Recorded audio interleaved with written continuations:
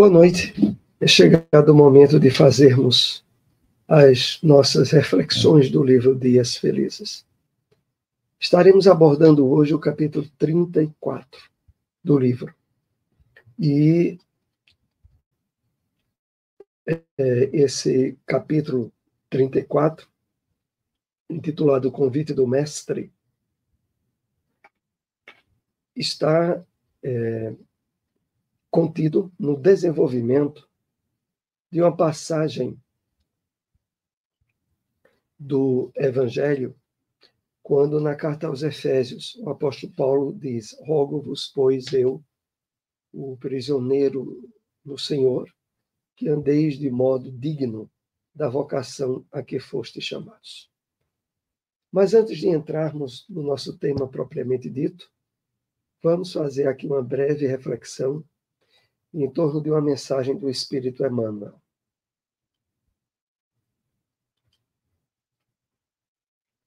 Do livro O Evangelho comentado por Emmanuel, Cartas Universais e o Apocalipse.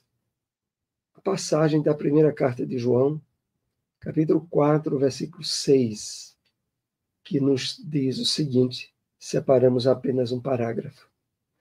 Não nos é fácil desvencilharmos dos laços que nos imantam aos círculos menos elevados da vida, aos quais ainda pertencemos.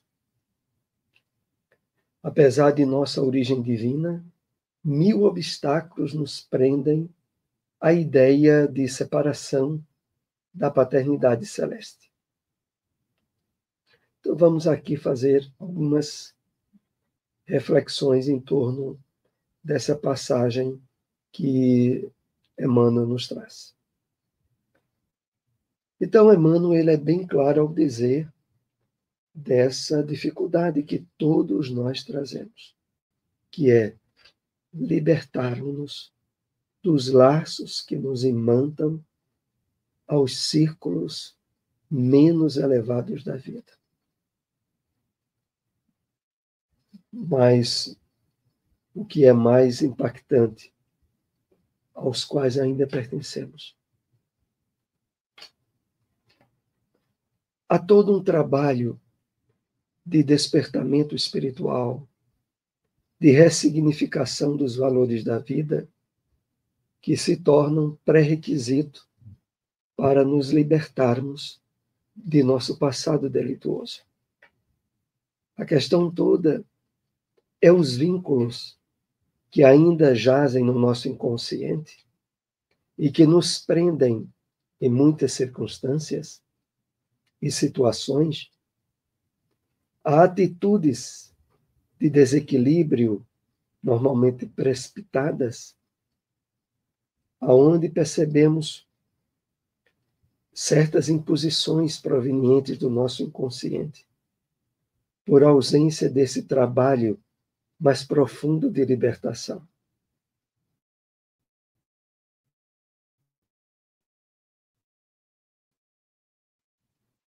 Por isso, Emmanuel diz em seguida, apesar de nossa origem divina, antes das virtudes provenientes do Criador, mas que precisam ser trabalhadas, cuidadas e tratadas por nós, para se possibilitar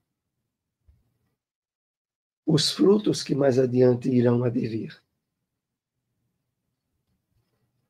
Ainda é importante nessa passagem que Emmanuel nos traz, quando ele diz o seguinte: 1000 obstáculos nos prendem à ideia de separação da paternidade celeste. Claro, esses obstáculos estão todos fincados no orgulho e no egoísmo ancestral que trazemos. Mas se dividem em 1000 detalhes, é uma infinidade de situações onde o fato de trazermos do nosso passado delituoso as afrontas às leis divinas que geraram em nós como que o sentimento de separação da paternidade celeste. Lembramos-nos aqui da parábola do filho pródigo, até o momento em que a ficha dele caiu e ele reflete na bondade e no amor do Pai e resolve voltar e pedir perdão.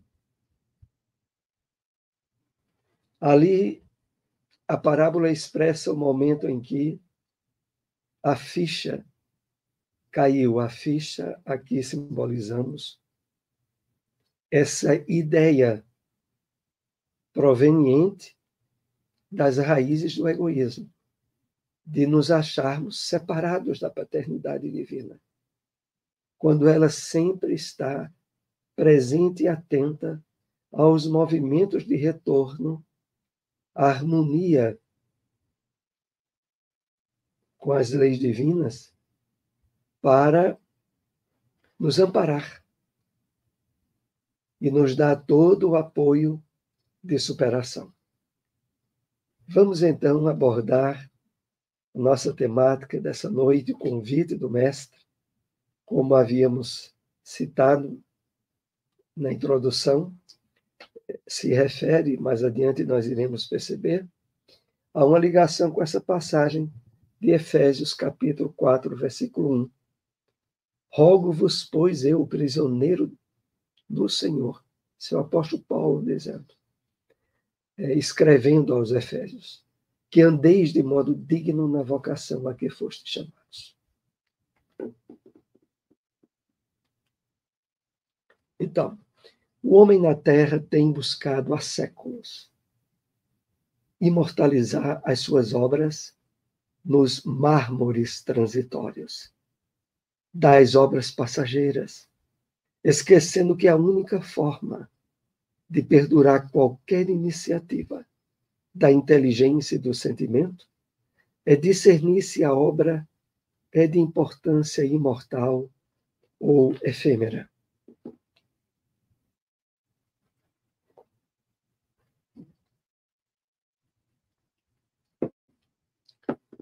Então, o homem, ao longo dos séculos,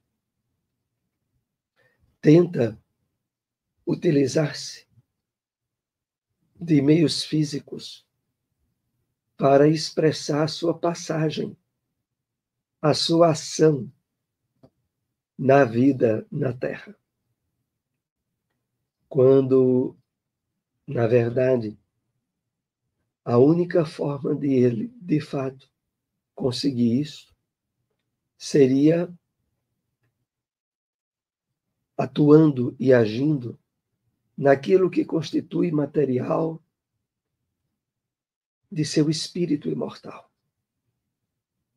Referimos-nos aqui aos valores das virtudes, das aquisições morais, da vivência do bem, que é verdadeiro patrimônio para o nosso espírito e que nos acompanha na realidade do mundo espiritual.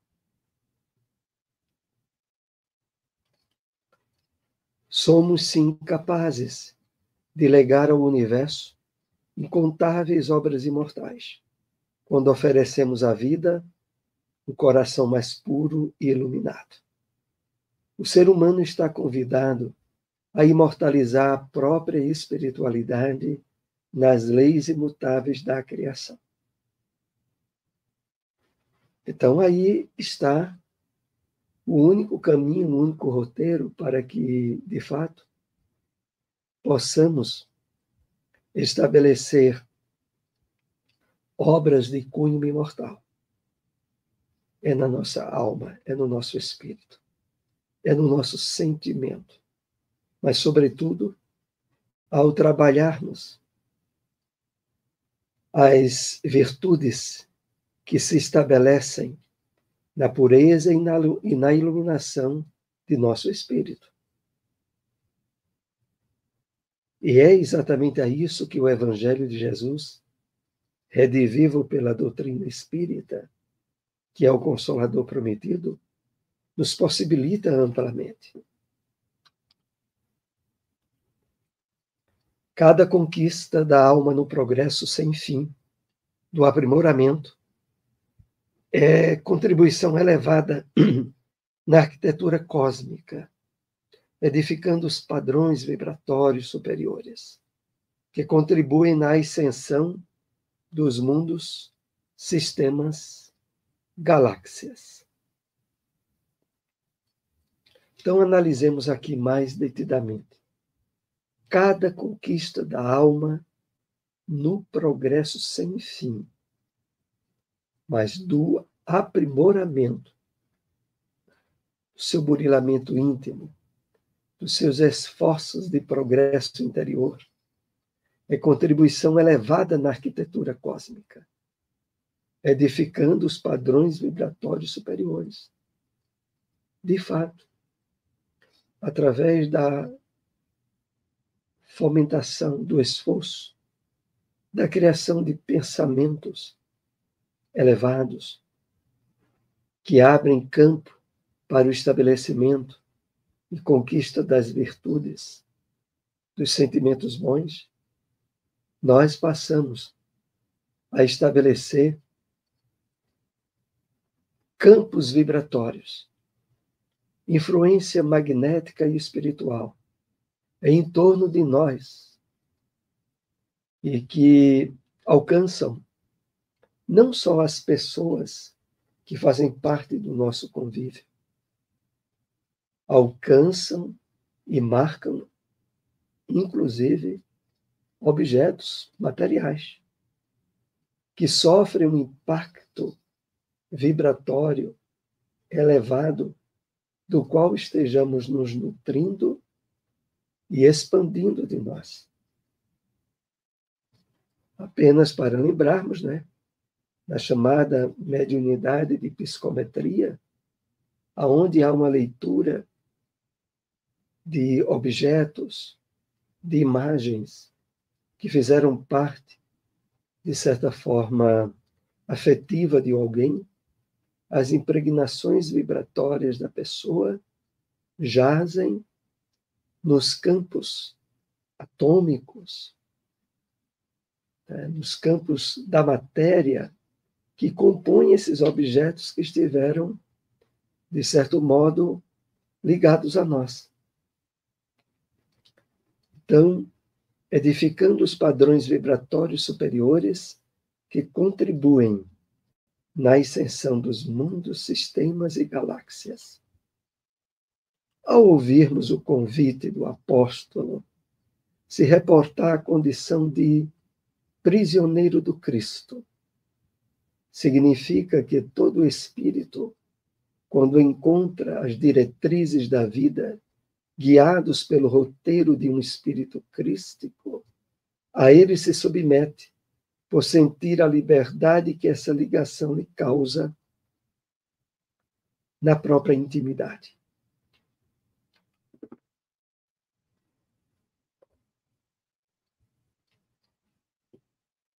Então, o roteiro único e verdadeiro para a libertação das cadeias, das teias que impregnam e prendem os espíritos, às ilusões da matéria, aos desequilíbrios sensoriais, está nas aberturas que façamos para o trabalho de edificação íntima associados a uma parceria com os espíritos iluminados, com os espíritos elevados. Claro, de livre e espontânea vontade, aonde a nossa liberdade, o nosso livre-arbítrio, escolhe por definição livre associar-se ao trabalho do bem, à edificação dos valores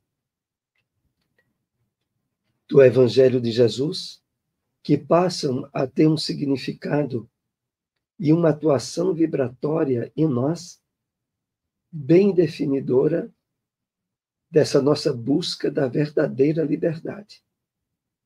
Se o Cristo vos libertar, já assinala o Evangelho, verdadeiramente sereis livres. Todo espírito imortal que alcança determinado grau de discernimento do bem e do mal, podendo avaliar com lucidez as devidas consequências, se coloca na posição de trabalhador pela harmonia geral das coisas, em pleno dever de consciência.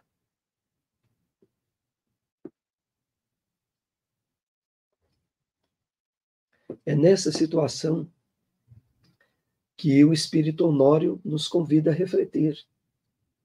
Nós já somos detentores de um certo grau de discernimento do que é certo, do que é errado, do bem e do mal. E podemos avaliar com lucidez as consequências de uma ou de outra atitude, utilizando-se desse discernimento. Claro, devemos direcionar toda a nossa atenção na preservação da harmonia geral associada às leis de Deus, em uma vivência espiritual e de despertamento da consciência que ainda não tínhamos exemplificado e vivenciado em outras experiências encarnatórias, mas que agora é o nosso dia, a nossa oportunidade de abrirmos-nos a uma realização que há muito tempo esperava ser estabelecida através da nossa decisão firme e livre de nos associarmos aos valores do bem. A mais profunda forma de nos libertarmos por completo é aprisionarmos-nos, aqui entre aspas, ao dever de consciência, pois nele encontraremos a paz na alma que jamais será encontrada fora do dever. O bom uso do dever em nós próprios está no cumprimento de cada gesto singelo de elevação. Então é interessante quando aqui é colocado a mais profunda forma de libertarmos-nos é aprisionarmos-nos ao dever. E está entre aspas. É porque, na verdade, a palavra aprisionarmos aqui está no sentido figurado, levando-nos a considerar como verdadeira libertação. A verdadeira libertação vem ao melhor cumprimento do dever que a nossa consciência assinale.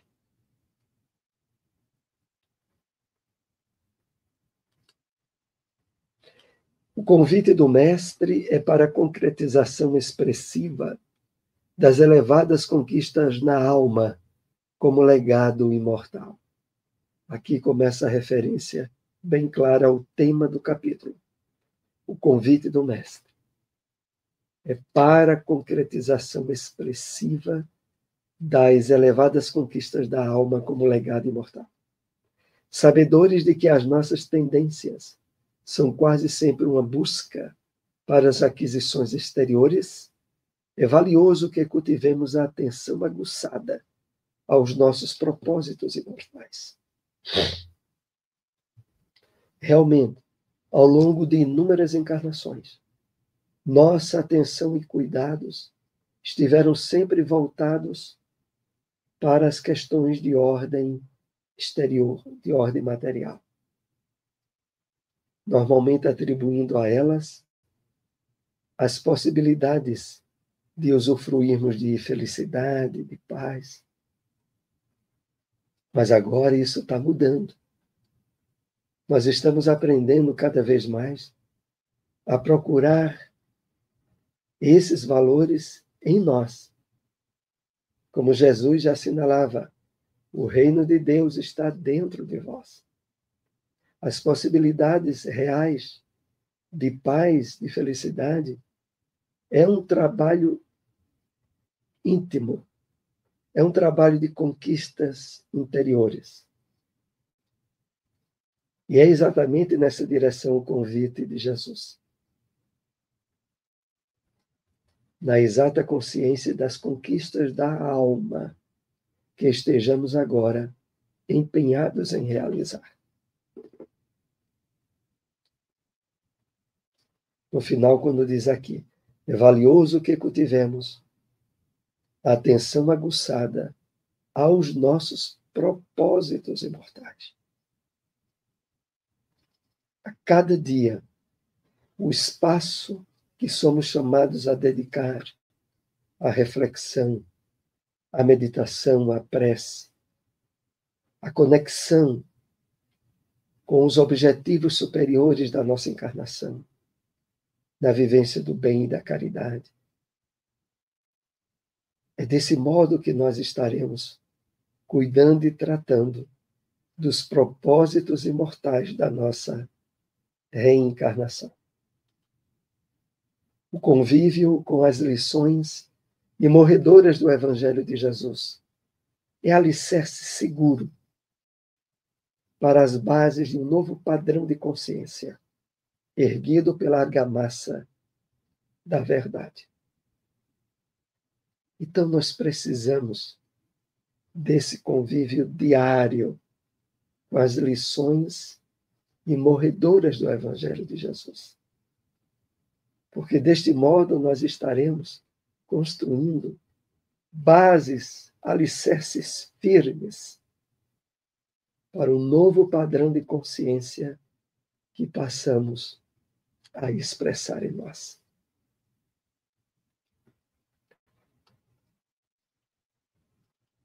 O sublime convite do Mestre jamais foi o de seguirmos os seus ensinos na condição de adeptos de uma religião, mas o de manifestarmos para todo sempre as próprias leis divinas em nós, na condição de agentes inteligentes da criação.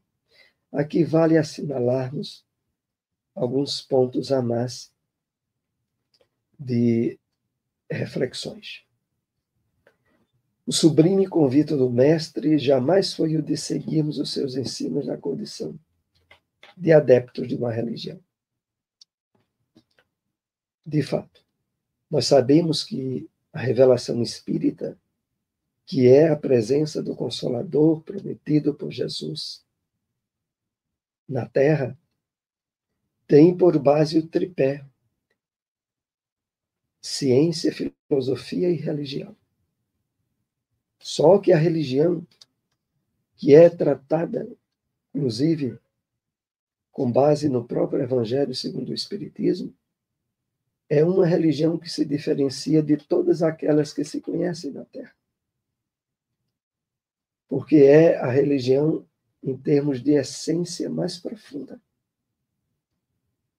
distanciada de questões relativas a sacerdócio, a dogmas, a rituais, a qualquer objeto de culto exterior. Aspectos esses que caracterizam a religião tradicionalmente conhecida na Terra. Mas aqui, como diz Honório, o objetivo maior é de manifestarmos para todo sempre as próprias leis divinas em nós, na condição de agentes inteligentes da criação. Nós somos chamados a um trabalho de parceria constante com a espiritualidade. Na vivência e execução de obras, de trabalhos e de atividades, aonde muitas vezes possamos ser as mãos ou os instrumentos dos espíritos do bem, na realização de obras e de objetivos para os quais eles precisam de nosso trabalho de parceria para a execução. Então, como o Honório diz aqui, na condição de agentes inteligentes da criação, quer estejamos encarnados ou desencarnados. o trabalho de voluntariado no bem continua sempre. E concluindo as nossas observações desse capítulo, essa é a ideia mais acertada daquele que, compreendendo a profundidade de se tornar prisioneiro do Cristo, se libera do cárcere do egoísmo e do orgulho, que por muito tempo tem torturado os corações na masmorra da rebeldia. É um parágrafo bem profundo para que a gente aqui coloque alguns apontamentos. Então, compreender a profundidade de se tornar prisioneiro do Cristo, como verdadeiro atestado de libertação da prisão, do cárcere que o egoísmo e o orgulho estabeleceu em nós. É interessante quando o Espírito Honório diz assim, que por muito tempo tem torturado os nossos corações. Em que lugar? Na masmorra, na prisão mais sórdida, mais cruel, que a rebeldia que antes cultivávamos em relação a Deus e às leis divinas, e que agora assinamos o nosso atestado de libertação ao nos possibilitarmos ser prisioneiros do Cristo, como apontava o apóstolo Paulo na sua carta aos Efésios. Aqui nós concluímos essas observações, indicando, claro, a leitura do livro Dias Felizes. Essa obra, que é do Projeto Espiritizar, nós temos ela aqui à venda também na Fraternidade Espírita Bezerra de Menezes, aqui no bairro das Rendeiras, em Caruaru, e é um livro importante para a leitura, reflexões. Aqui nós apenas trazemos alguns tópicos, mas deixamos sempre assinalada a importância da leitura do livro. Uma boa noite a todos.